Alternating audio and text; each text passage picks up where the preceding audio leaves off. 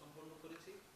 আহ, আমরা প্রশ্ন সংশ্লিষ্ট আগে চলে গিয়েছে এবং আমাদের তরফ থেকে আমরা ভিজিলেন্স টিমের সদস্যদের সাথে আমরা মিটিং করেছি, আমাদের বোর্ডের কর্মকর্তা কর্মচারীদের নিয়ে আমরা মিটিং করেছি। তারপরে আমরা কিছুদিন আগে কেন্দ্রীয় সচিবদের সাক্ষাৎ নিয়েছি, আমরা ওনাদের সাথে মিটিং করেছি এবং 4 দিন আমরা মিটিং করে বিভিন্ন জেলার কেন্দ্রীয় সচিবদের বা ভারপ্রাপ্ত কর্মকর্তাদের মিটিং করে ওনাদেরকে আমরা আমাদের মন্ত্রণালয় থেকে যে নির্দেশনা দেওয়া হয়েছে সেটি আমরা আমাদেরকে জানিয়ে দিয়েছি।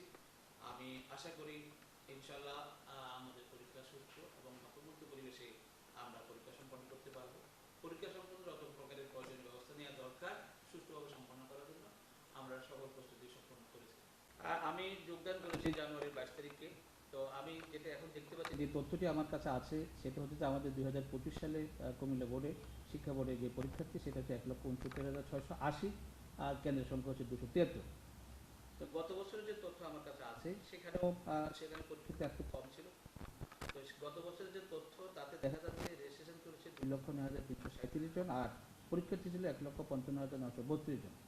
এই বছরও যা রেজিস্ট্রেশন করা হয়েছে তার থেকে কম শিক্ষার্থী পরীক্ষা দিচ্ছে।